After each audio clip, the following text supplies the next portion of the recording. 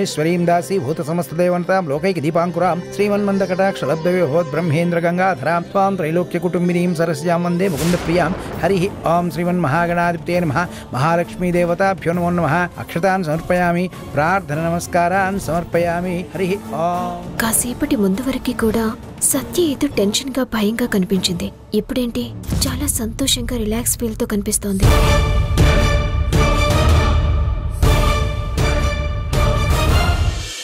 సీతారత్నం గారు, మీ మనవరాల్ని అక్కడ ఏర్పాటు చేసిన కట్టెల పొయ్యి దగ్గర అమ్మవారికి నైవేద్యం వండమని చెప్పండి. అది పూర్తయ్యేలోపు నేను మీ కొడుకు కోడల చేత కుంకుమార్చన చేయిస్తాను. అలాగే పంతులు గారు. అమ్మ గాయత్రి, పద, నేను దగ్గరుండి నీ చేత నైవేద్యం చేపిస్తాను. దేవకి, మీరు కుంకుమార్చన చేస్తూ ఉండండి. సరే అత్తయ్య గారు. రామ్మ గాయత్రి. అమ్మ రాధా, మీకు కూడా కొత్తగా పెళ్ళైంది కదా, నువ్వు కూడా అమ్మవారికి నైవేద్యం వండి సమర్పించు. అంతా మంచి జరుగుతుంది. అలాగే మేడం. దేవకి, నువ్వు ఎప్పటికీ మారవా? ఇక్కడ జరగాల్సింది నా మనవరాలు చేయాల్సిన పూజ.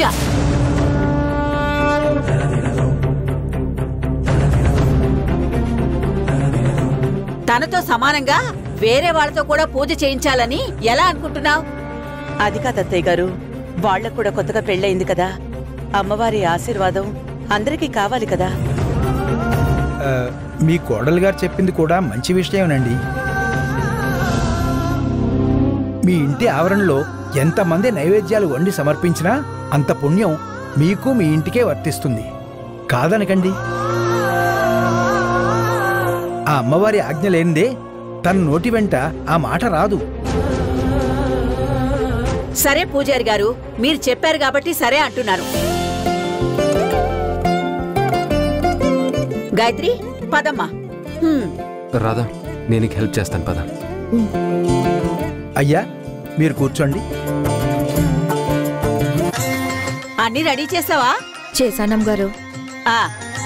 అమ్మా గాయత్రి, పొయ్యికి నమస్కారం పెట్టి అంత కర్పూరం వేసి పొయ్యి వెలిగించమ్మా.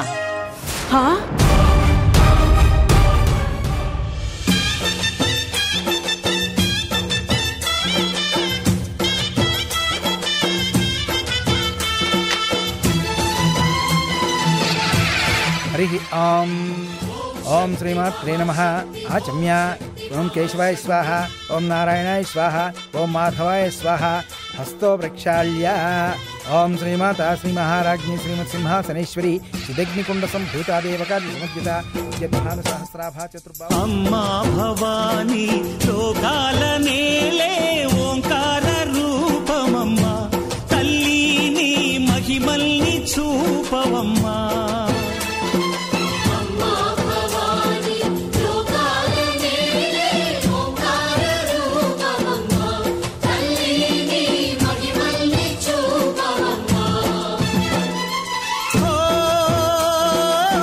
సృష్టికే దీపమా, శక్తికే మూలమా, సింహరథమే నీదమ్మా.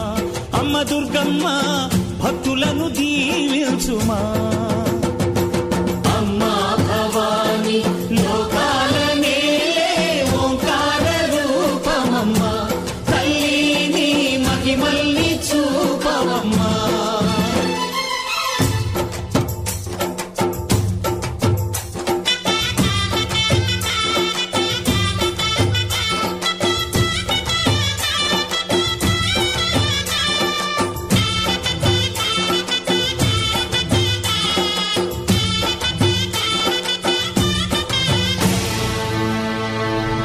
రాధా, నా నిజాన్ని బయట పెట్టి నన్ను ఈ ఇంటికి ఆస్తికి దూరం చేయాలని ప్లాన్ చేశావు కదూ, నిన్ను ఊరికే వదిలిపెట్టను. ఈ అమ్మవారి పూజలోనే నిన్ను ఈ ఇంటి నుండి గెంటించేస్తాను. బయటికి వెళ్ళినా కూడా నీకు బ్రతుకే లేకుండా చేస్తాను. అయ్యో, అమ్మ గాయత్రి, చూసుకోమ్మా, మాడిపోతున్నట్టుంది. నెమ్మదిగా నెమ్మదిగా. సారీ నానమ్మా, మనందరికీ మంచి జరగాలని మొక్కుకుంటూ పరధ్యానంలో ఉండిపోయాను. పోనీలేమ్మా, ఆ కుండకి వేపాకులు కట్టి పసుపు కుంకుమ పెట్టు. అమ్మవారికి నైవేద్యం సమర్పిద్దాం.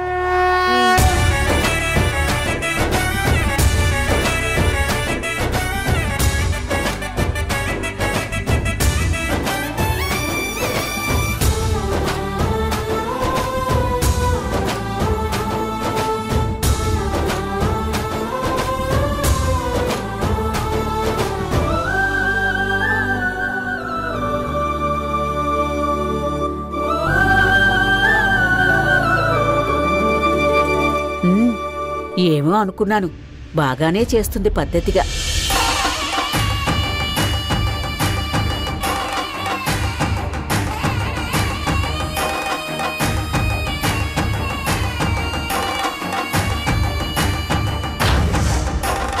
గాయత్రి, అమ్మవారికి నమస్కారం చేసుకోమ్మా. ఇదిగోమ్మా, జాగ్రత్తమ్మా.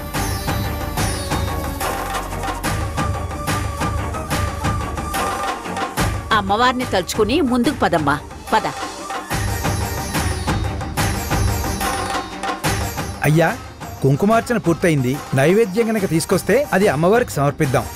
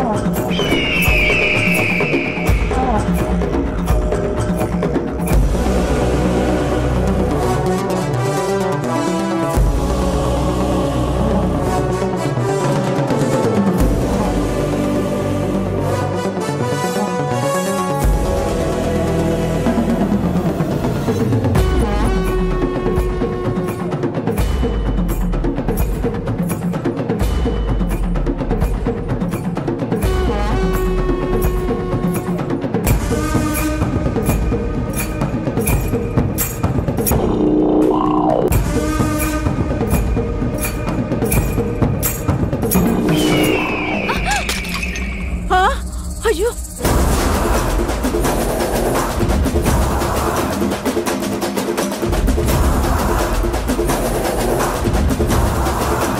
ఎంత పని చేసావే? కళ్ళు నెత్తి మీద పెట్టుకుని నడుస్తున్నావా, లేక నా మనవరాల మీద అసూయతో ఇలా చేసావా?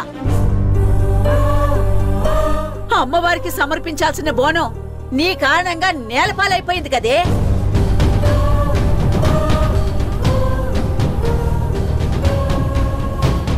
దేవకి, తన మంచి కోసం నువ్వు తన్ని కూడా నైవేద్యం చేయమన్నావు, కానీ తనేం చేసిందో చూసావా?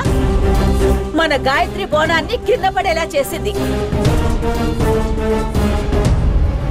ఇప్పుడైనా అర్థమైందా నీకు తన మనసులో ఎంత కుట్రుందో?